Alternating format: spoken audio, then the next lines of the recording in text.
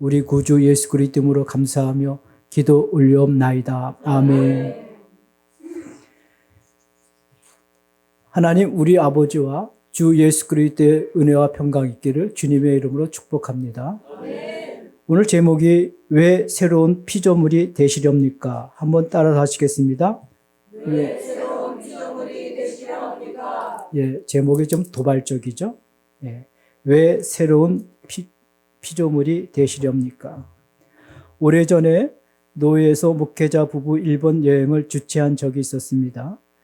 여행사에 소속된 가이드가 전 일정에 참여하는 여행이었음에도 불구하고 경비는 아주 저렴했습니다.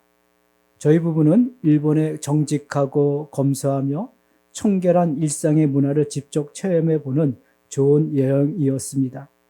경비가 참 저렴했기 때문에 제가 아내하고 약속을 했습니다.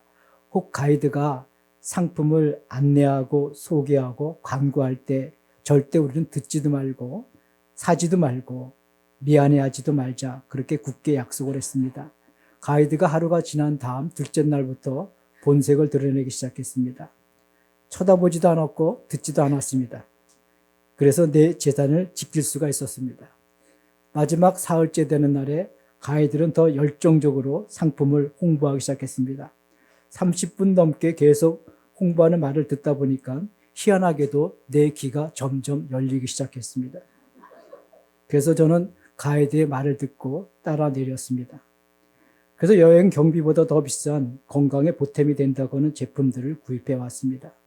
근데 그 제품은 몸의 건강에 도움이 되는 것이 아니라 오히려 정신 건강에 해가 되었고 돌아와서 수개월 동안 그것을 감다 나간 적이 있었습니다. 성도님들은 교회를 다니면서 나는 손해를 보고 있다고 생각하신 적은 있으신지요? 교회를 가면 세상에서 줄 수 없는 위로와 평강과 소망이 넘칠 것을 기대하고 나갔는데 교회를 가면 착하고 좋은 사람이 많으니까 내 관계도 내 삶의 질도 그만큼 좋아질 것이라고 생각했는데 얼마 지나지 않아 보니 저 사람이나 이 사람이나 인격과 삶은 나보다 못한 것 같고 그래서 서로 만나 교제하는 것도 시시하게 느껴지고 오히려 내가 더 우월한 것 같다는 느낌을 상대적으로 갖기도 합니다. 매주의 강단에서 나오는 말씀은 순수한 우리말임에도 불구하고 도대체 무슨 말인지 알 수가 없고 늘 하는 말씀이 이상적이고 현실과는 동떨어진 말씀만으로 들려오고 또 교회에서 순종하라, 헌신하라, 봉사하라 이런 말들이 들려오면 마음이 불편하고 나와는 관계없는 일들이라고 치부해버리고 오늘도 괜히 내가 교회에 나왔나 보다 하는 마음을 갖고 있지는 않으신지요. 그럼에도 불구하고 나는 교회 안에 섞여 있어야 예수를 잘 믿게 되어 천국에 갈 수 있다고 하니 안 나갈 수는 없고 마지못해 나오신 것은 아니신지요. 여러분, 교회에서 제일 많이 중요시하고 제일 많이 강조하는 것이 인간의 변화입니다. 따라서 하시겠습니다. 인간의 변화. 그래서 교회마다 현재보다 더 나은 사람이 되게끔 변화라는 단어를 많이 사용하고 있는 것으로 알고 있습니다. 그러나 실제로 교회 안에서 변화가 이루어지는 것은 그렇게 많지가 않습니다. 인간은 누구나 현재의 자신보다 더 나은 사람으로 변화되고 싶은 욕구를 가지고 살아갑니다. 그렇기 때문에 기독교 신앙을 가진 신자들은 나름대로 생각합니다. 내가 변화되기 위해서 내 마음이 뜨겁게 하기 위해서는 어디를 가야 되나? 내가 변화되기 위해서 아니면 방언을 배워야 되나? 내가 변화되기 위해서 성경 통독을 하고 필사를 하고 기도 시간을 양을 많이 늘리면 되어져야 되나? 내가 변화되기 위해서 봉사와 헌신을 가져야 되나? 늘 생각하면서 내가 변화만 되기만 하면은 모든 것이 내 문제가 실타래처럼 잘 풀려날 것이라는 막연한 기대감을 갖곤 합니다. 사도 바울은 인간의 변화된 새로운 인간에 대해 오늘 본문에서 말씀하고 있습니다. 그런즉 누구든지 그리스도 안에 있으면 새로운 피조물이라 이전 것은 지나갔으니 보라 새 것이 되었도다. 고린도후서 5장 17절은 정말 기독교 신학에서 유명한 말씀입니다. 그래서 많은 분들은 이 말씀을 암송하고 있습니다. 바울의 편지에서 그리스도 아니라는 말은 말을 참 많이 강조하고 반복하고 있습니다.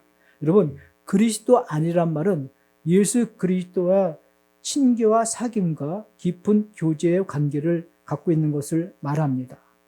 여러분들도 그리스도 안에서 예수 그리스도와 친교와 사귐의 사랑의 교제가 있기를 주님의 이름으로 축복합니다. 그러므로 새로운 피조물이라는 것은 예수 그리스도의 인격적 관계를 맺고 있는 상태를 의미합니다. 새로운 피조물은 하나님에 의해서 재창조된 존재를 뜻합니다. 성경은 모든 인간은 죄와 허물로 죽은 자들이라고 말씀합니다. 그 사람에 있는 영이 죽었기 때문에 살았다 하나 죽은 자들이라는 것이죠. 여러분, 죽은 사람은요, 스스로 살아날 수가 없습니다. 여러분, 죽은 사람은 스스로 일어날 수가 없습니다. 스스로 살아날 수가 없습니다. 죄와 허물로 죽은 사람이 어떻게 자력으로 다시 살아날 수가 있겠습니까? 죄와 허물로 죽은 우리를 누군가가 나타나셔서 우리를 살려줘야 됩니다. 하나님께서는 독생성자 예수 그리스도의 십자가에 대신 죽게 하시고 그 공로로 우리를 다시 살려내셨습니다. 아멘.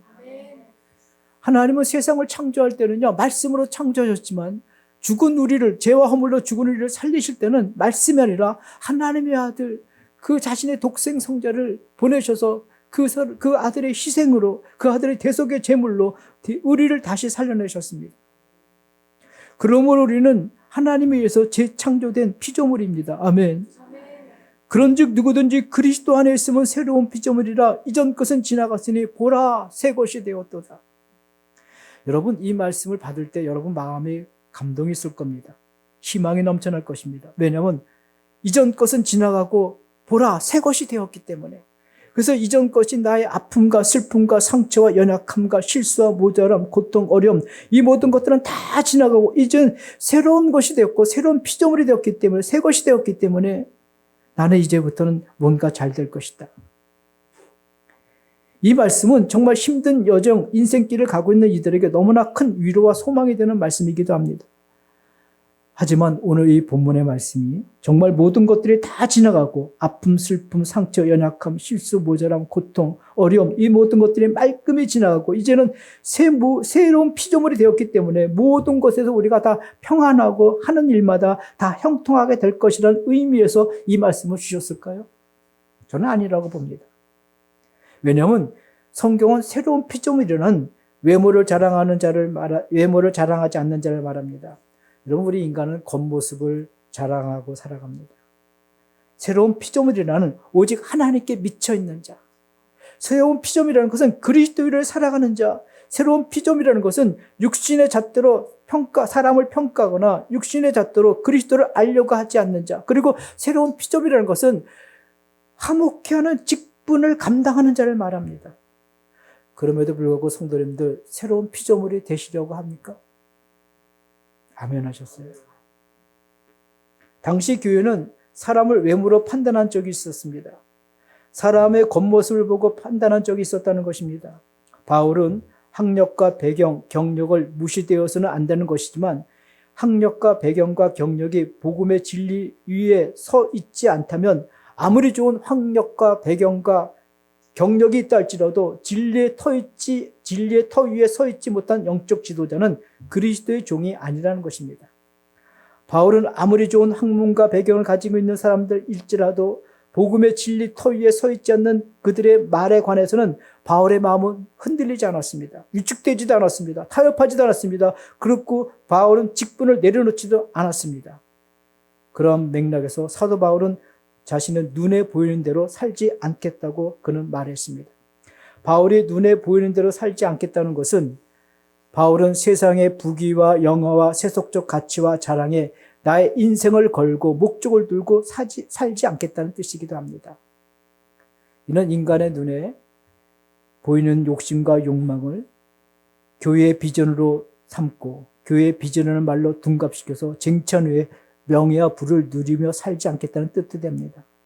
여러분, 교회 비전이라는 말이 참 덮어쓰기가 너무 좋아요. 무조건 교회 비전하면 되는 거야. 인간의 욕심과 욕망과 인간의 자랑이 다 들어가도 교회 비전으로 덮어버리면 되는 거야. 바울은 자기는 그렇게 하지 않겠다는 거예요. 오히려 사람들에게 인정을 받지 못한다 할지라도 때로는 비방과 어려움이 닥쳐도 하나님 앞에 바른 복음을 말하고 하나님 앞에 바른 진리를 가르치겠다는 것입니다. 그러한 삶이 바로 새로운 피조물의 삶이라는 것입니다.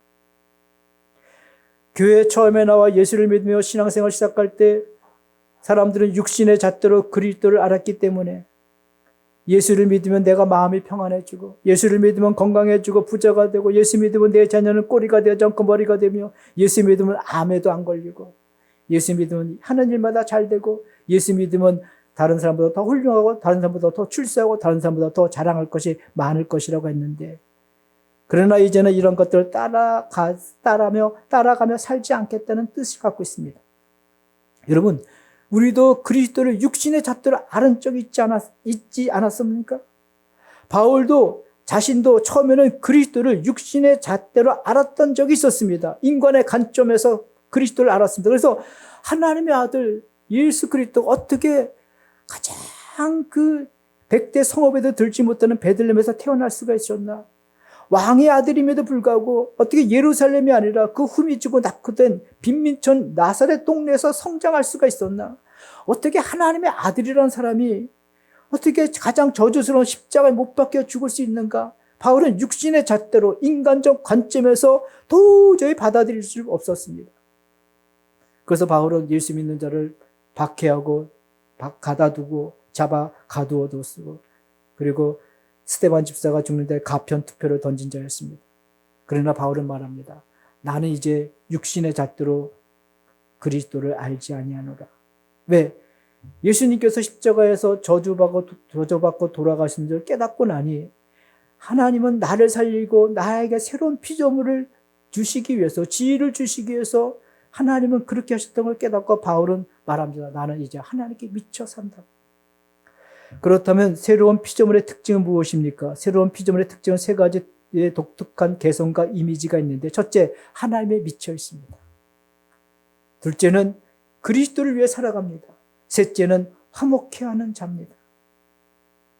여러분, 제가 하나님께 미쳐 있는 게 좋아요? 교회 성장에 미쳐 있는 게 좋아요?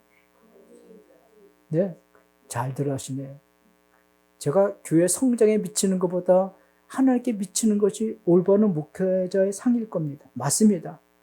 그래서 목사는 하나님의 인자하심이 생명보다 낫다고 날마다 고백하며 하나님과 깊은 사귐과 교제 가운데 그 신의 성품을 받아들이고 영적 감각을 유지하면서 살아가는 자가 목사입니다. 근데 목회자가 교회 성장에 미쳐도 돌아다니면 여러분 생명 아닌 것, 하나님의 생명 아닌 것들을 끌고 들어와 이것저것 행하면서 복음을 변질시켜 나갑니다. 복음이 쇠퇴화 시작합니다. 그럴 때는 교회가 구원의 방주가 아니라 교회는 유람선이 되고 말입니다. 뭐가 된다고요? 유람선. 유람선의 특징은요, 모여진 사람들이 그곳에 고상한 신앙을 자랑하기 시작합니다. 하나님이 아닌 부산물들 가지고 은근히 외적인 신앙으로 나타나기 시작합니다. 그리고 많은 사람들한테 자기의 신앙을, 믿음을 돋보이려고 합니다. 그게 바로 유람선들이죠. 그렇다면 저는 성도님께 한 가지 묻고 싶습니다. 그렇다면 성도님들은 하나님께 미쳐야 됩니까? 아니면 하나님이 주신 은사와 선물에 미쳐야 됩니까? 잘 들어하시네. 하나님께 미쳐야 되는데 우리는 하나님이 주시는 은사와 선물에 미쳐 있습니다. 예, 맞습니다. 성도님들도 하나님께 미쳐야 됩니다. 하나님께 미칠 때 우리의 신앙은, 우리의 삶은 단순해지고 삶이 쉬워지기 시작합니다. 아멘. 그러면서 내가 살아도 주를 위하여 살고 죽어도 주를 위하여 죽나니 사나 죽으나 나는 주의 것이라는 고백이 됩니다. 우리나라의 주경신학자인 박윤선 목사님, 굉장히 훌륭하시고 후배 목사들에게 늘 존경의 대상이 되는 목사님이십니다. 그분은 신구약 주석을 다 집필하신 분입니다.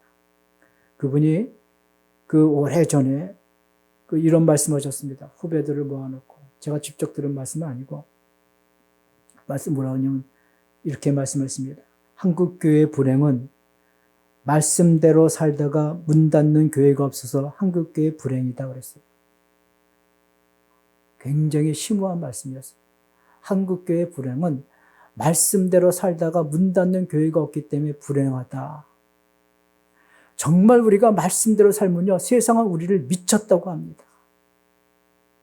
그래서 예수님도 예수님이 하나님의 아들임에도 불구하고 하나님의 순종함을 배워서 우리에게 생명의 길을 열어가셨습니다. 예수님도 하나님께 미쳤기 때문에 예수님의 가족들이 뭐라 하냐, 예수님이 미쳤다고 그랬습니다. 사도 바울도 하나님의 말씀을 구약과 그 모든 것을 섭렵하면서 하나님께 미쳤기 때문에 아그리파 왕이 바울아 너 미쳤구나 그랬어요. 초대교회 성도들도 미쳤다는 소리 들었습니다. 여러분, 하나님의 말씀은 영원하십니다. 아멘. 하나님의 사랑도 영원합니다. 여러분, 안식도 영원합니다. 주일은 안식일의 표상입니다. 그림자입니다. 내가 주일을 지킨다는 것은요, 영원한 삶을 살겠다는 믿음의 고백이기도 합니다. 그래서 세 가지가 영원합니다. 하나님의 말씀이 영원하고 하나님의 사랑이 영원하고 하나님의 안식이 영원한 겁니다.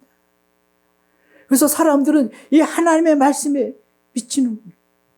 새로운 피조물이라는 것은요, 정말 내 살아도 주를 위해 살고 하나 주구나 나는 주의 것이라고 고백하며 살아가는 사람들입니다. 둘째, 그리스도를 위해 살아가는 자. 한번 따라서 하시겠습니다. 그리스도를 위해 살아가는 자. 그리스도를 위해 살아가는 자. 첫 번째는 하나님께 미친 자이고 새로운 피조물. 두 번째는 그리스도를 위해 살아가는 자입니다. 새로운 피조물이 여러분 천당의 티켓을 가지고 흔들면서 자랑하는 것이 아닙니다. 그리스도를 위해 산다는 것은요, 이제는 더 이상 자기를 위해 살지 않고 십자가에 죽었다 다시 사신 예수 그리스도를 삶을 살기로 작정하고 삶을 전향한 자들입니다. 아멘. 삶이 전향된 자들이에요. 여러분. 새로운 피조물들은요, 삶이 전향된 자들. 새로운 피조물들은 하나님께 미쳐 있고 예수 그리스도를 살기로 작정된 분들입니다. 새로운 피조물이라는 말이 답답한 인생길을 가는 우리들에게 신선하게 들리고 희망으로 다가올지 모르지만 새로운 피조물이란 말이 나의 과거의 상처의 아픔과 슬픔과 고통과 어려움은 다 사라지고 이제는 내 앞에 평안과 희망이 있기 때문에 나는 새로운 피조물, 이것이 아닙니다. 새로운 피조물이라는 것은 그리스도 안에서 새로운 피조물이 되었기 때문에 이제는 우리가 살아도 주를 위해 살고 우리가 죽어도 주를 위해 죽나니 그러므로 사나 죽으나 우리가 주의 것이라도 고백하면서 나아가는 자들이 새로운 피조물입니다. 여러분, 그럼에도 불구하고 새로운 피조물 되시렵니까? 이제 아멘 소리가 더 많이 나오셨어요. 그러나 여러분, 우리가 주를 위하여 살아갈 때 우리는 모든 것에서 자유케 되는 은혜를 경험하게 됩니다. 아멘. 내가 세상에서 취하고 억정하고 내 것을 자꾸 확장시켜보고 내 것을 배불리하려고 높아지려고 그냥 소유에서는 여러분 자유가 오는 것이나 늘 갈등과 불편함과 힘듦이 오지만 내가 세상의 요구에 응답하지 않고 하나님의 요구에 응답해가면서 나가는 그 삶에는 존재론적으로 자유함이 주어집니다. 내가 주를 위해 살아갈 때는요, 사회적 성공과 자랑에서 자유하고 사람의 비교와 평가에서 자유하고 사람의 시선으로부터 자유해서 자신의 본래의 삶을 살아가게 됩니다. 아멘. 연극하며 가면 쓰면서 외식하면서 살아가는 것이 아니라 본래 자기 모습을 가져가며 살아가게 된다는 거죠. 셋째는 새로운 피조물이라는 것은 화목케 하는 자를 말합니다. 예수님은 하나님과 우리와 화목할 수 있도록 화목 제물로 십자가에서 희생하셨습니다. 아멘. 예수님은 자신의 우리에게 의로움을 심어주고 우리의 불의함을 수고해 가셨습니다. 예수님은 십자가에서 자신의 생명을 우리에게 심어주고 우리의 사망을 수고해 가셨습니다. 예수님은 십자가에서 자신의 풍성함을 심어주고 우리의 모자람을 수고해 가셨습니다. 그러므로 화목케 하는 직분이라는 것은요, 내가 손해를 가져가고 그에게 유익을 주는 겁니다. 아멘. 화목케 하는 직책이라는 것은요, 내가 불편을 가져가고 그에게 편함을 주는 거예요, 여러분. 화목케 하는 직책은요, 내가 모자람을 가져가고 그에게 더함을 주는 게 화목케 하는 직분이에요. 김정은도 평화를 말하더라고요. 그는 평화를 말하는 애호가일 겁니다. 근데 그는 화목케 하는 직책이었기 때문에 그 평화는 위선된 평화여 자기 독재 정권을 유지하기 위한 가증스러운 평화입니다. 여러분, 평화를 원하십니까? 내가 손해를 가져가야 되고, 평화를 원한다면 내가 불편을 가져가야 되고, 평화를 원한다면 내가 모자람을 가져가고 그에게 더함을 주고 그에게 편함을 주고 그에게 유익을 줄 때 내가 가진 것을 향유할 때 평화가 오기 시작합니다. 아멘. 이게 바로 화목케 하는 직분자들의 직책이라는 거죠. 오늘 본문은 우리의 구원이 너무나 소중하고 귀중하고 영광스러운 것이기에 구원을 받은 자는 새로운 피조물의 지위를 갖고 살아야 된다고 말씀하고 있습니다. 그런데 나는 구원받았다고 하지만 하나님께 미쳐있기보다는 하나님의 양손에 들려있는 은사와 선물에 미쳐서 신앙생활하고 있으며 내가 예수 그리스도에 살기보다는 아직도 나의 이기심으로 내 가족만 안정을 위해 살아가고 있으며 내가 가진 것은 좋은 것으로 향유하지 않고 내가 피땀 흘려 버렸으니 내 것은 내가 끝까지 지키겠다는 정신으로 살아가고 있기 때문에 우리는 새로운 피조물이 아닐 수도 있습니다. 말씀을 마치도록 하겠습니다. 새로운 피조물이라는 건 자기의 소유, 자기의 배경, 자기의 의, 자기의 경건, 자기의 은사를 자랑하지 아니하고 오직 십자가 예수 그리스도를 자랑하는 자들입니다. 아멘. 눈에 보이지 않는 믿음을 붙들고 더 나은 본향을 향하여 자기 앞에 있는 상을 바라보며 달려갈 길을 끝까지 경주하는 자들입니다. 오직 하나님께 미쳐서 주를 위하여 살아가며 화목해하는 직분을 감당하는 자들이 새로운 피조물입니다. 그럼에도 불구하고 여러분, 새로운 피조물이라는 지위를 얻으려고 하십니까? 왜 손해를 보려고 하십니까? 우리가 새로운 피조물에 대하여 겸비한 마음을 갖고 이 지위를 얻기를 바라는 것은 모든 만물을 창조하시는 하나님 아버지께서 우리에게 새로운 피조물이라는 이 지위를 우리에게 주시기 위하여 나를 사랑하사 나를 위하여 십자가에서 예수 그리스도 피 흘려 화목제물이 되어줘서 나에게 영원한 생명을 주셨기 때문에 그 사랑이 오늘도 나를 강권하기 때문에 그리스도 안에 있으면 새로운 피조물이라 이전 것은 지나갔으니 보라 새 것이 되었다고 우리는 천명하면서 살아가는 자들입니다. 아멘. 사순절 기간에 이 은혜가 있기를 주님으로 축복합니다. 아멘. 하나님 아버지 감사합니다.